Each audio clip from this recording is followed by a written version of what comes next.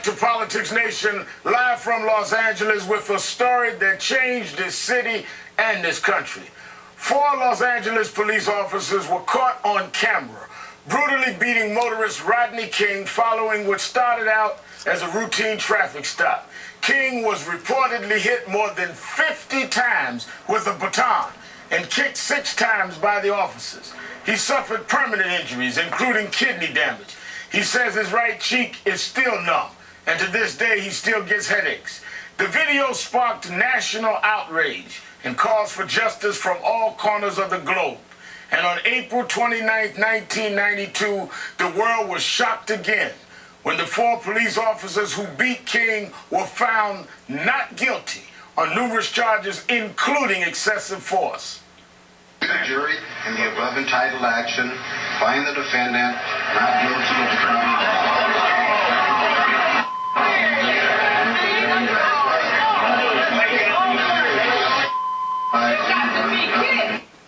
Within hours of the verdict, Los Angeles was on fire. The riots would become the worst in U.S. history. What's afire here is a track auto supply store and a thrifty drugstore. 2 businesses, lots of jobs just going up in flames. I'm probably going to lose this store to fire.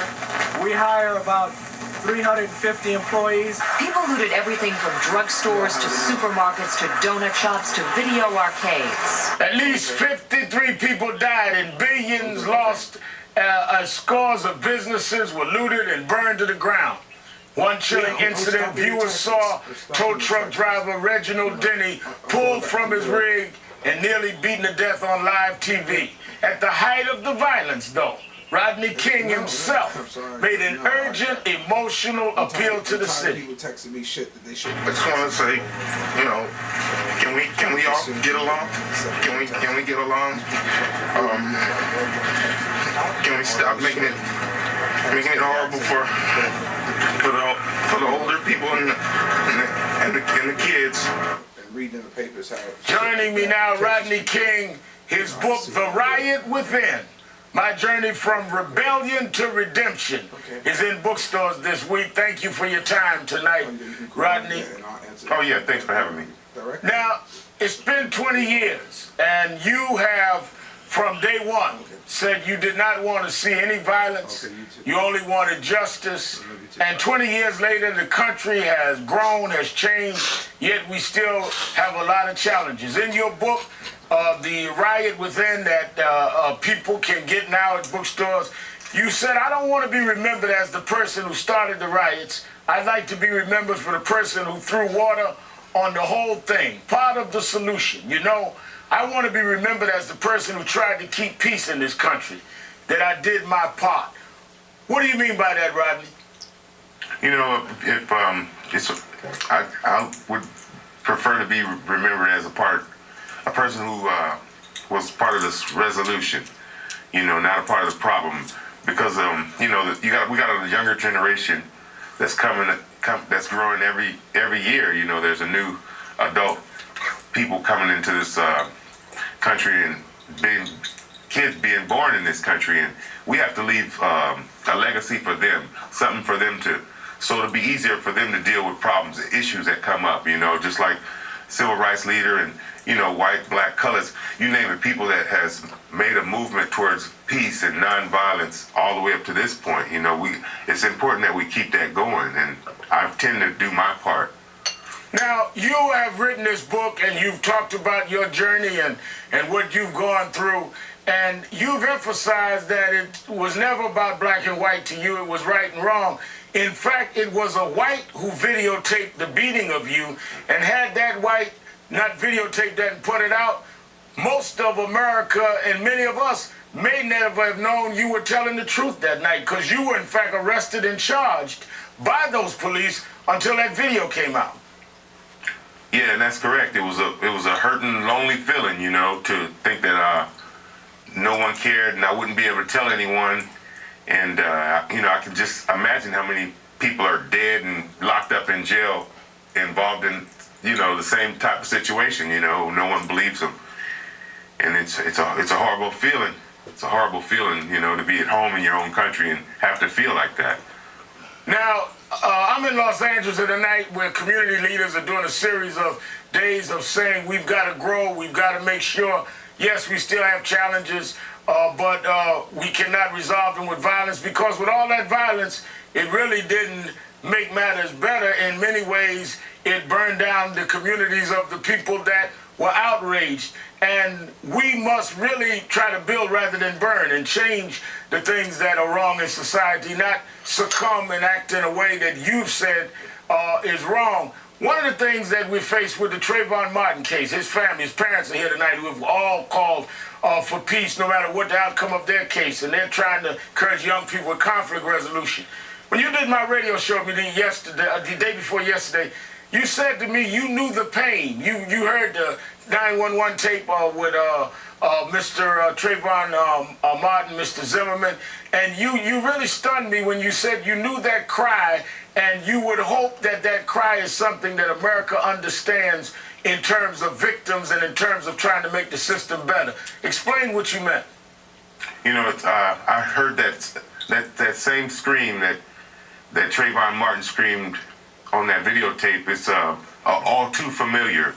I can remember 20 years ago, I was screaming for from the top of my lungs because I was that close, inches from death. And so I know that scary, empty, lonely feeling when that baby boy was screaming like that. And I'm pretty sure that anyone that has been to war, the Vietnam vets, you know, they know that scream and that feeling just before you're about to die also. Some of the ones that have went through tragedy and got so close to death but made it back. It's a cry for help. It's a cry just before you're about to die. What would you say to young people that are outraged about cases today, whether it's Trayvon, whether it's other cases around the country, and they are involved, they are getting active, they may have not even been born when your case happened? What counsel can you give them as we say?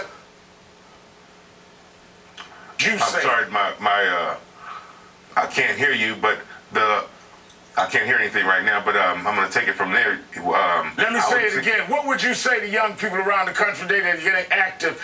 You are talking to a new generation as we tell them to let's build and change the laws and change society, and not just burn and be violent. What would you say as one of the most famous victims in America?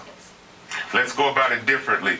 It's a lot of people that's still walking, that's alive, that was coming up during the early civil rights movement and went through that type of violence, and they saw how communications and to be able to get to know a person again after the violence, it's real difficult for you know, to be loved and for people to respect you. And so what I would say is just be patient. The justice system works. It's a slow process, but it did work in my case, and I finally received justice. And another thing is that, you know, now it's new modern days. You know, we can get more, you know, by coming together and figuring out how to go about these issues rather than burning up our own cities, or rather than looking at different races like, you know, we holding a grudge and we don't even know why we're holding that grudge. You know, a lot of work has went in over the years, you know, and you yourself, Reverend, know that it's been a long road to get to this point in life, you know, as a human being, you know. Sure. And it's no need of thinking that violence is going to get us anywhere, because we should be more civilized than that and come together and make things happen and be patient with the justice system. I'm not saying that because I received my justice. I'm saying that because I've experienced it. And when I went through what I went through, I was so lonely. I just thought time was moving so slow for me to receive my justice. And I finally got it, you know, and was embraced by the world. And especially here in the United States, I was embraced. And it was a wonderful feeling, you know. And I was saying to myself, I wish I had been, you know, I wish I could see things like I see them now, you know. And well, so you've written them down so everybody could see them. The author of the book, The Riot Within, Rodney King. Thank you for joining me tonight, Rodney. Thanks for having me.